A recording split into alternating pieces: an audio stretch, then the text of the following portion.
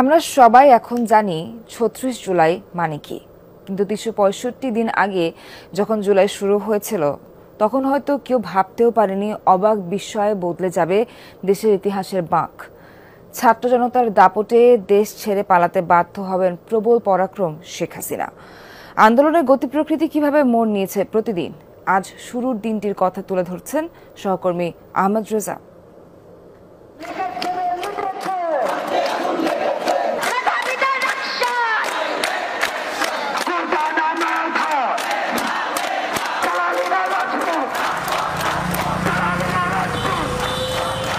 সরকারি চাকরিতে কোটা প্রথা বাতিলের দাবিতে অরাজনৈতিক ব্যানারে শুরু হয় শিক্ষার্থীদের কর্মসূচি, যা ধীরে ধীরে পরিণত হয় শেখ হাসিনার পদত্যাগের এক দফা দাবিতে।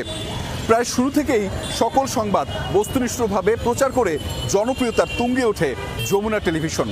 দর্শক, আজ জানাতে চাই প্রথম দিনের সেই জুলাইয়ের সারসংক্ষেপ। কোটা সংস্কারের দাবিতে আন্দোলন শুরু হয়েছিল ২০১৮ সালে। ৭২ সাল থেকে চলে আসা বৈষম্যমূলক পদ্ধতি সংস্কার চেয়ে ধারাবাহিকভাবে বিক্ষোভ ও মানববন্ধন করা হয় চাকরি প্রত্যাশী ও সাধারণ ছাত্র অধিকার সংরক্ষণ পরিষদের ব্যানারে।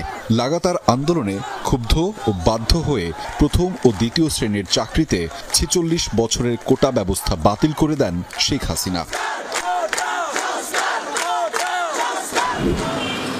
কোটা বাতিলের কয়েক বছর যেতে না যেতেই দুষ্টু বুদ্ধি মাথায় আসে তখনকার সরকারের। ২৪ সালের ৫ জুন আবার বহাল করানো হয় আদালতের মাধ্যমে।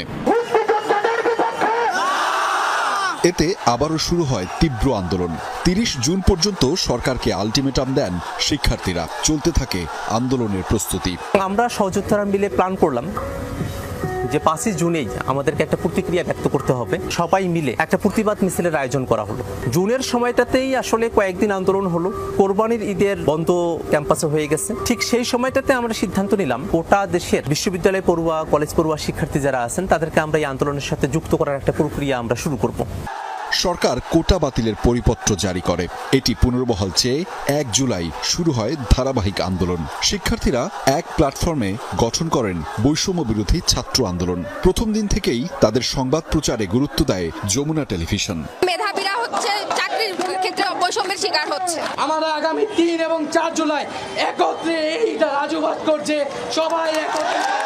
বৈষম্য বিরোধীর ব্যানারে গ্রন্থাগার থেকে মিছিল শুরু হয় বেলা ১১টায়। রাজু ভাস্কর্যে জড়ো হয়ে আন্দোলন ও সমাবেশে ৩ দিনের কর্মসূচি ঘোষণা করেন ঢাকা বিশ্ববিদ্যালয়ের শিক্ষার্থীরা। আহ্বান জানান ৪ জুলাইয়ের মধ্যে চূড়ান্ত সুরাহার। ২৮ এবং ২৯ জুন আমরা প্ল্যানিং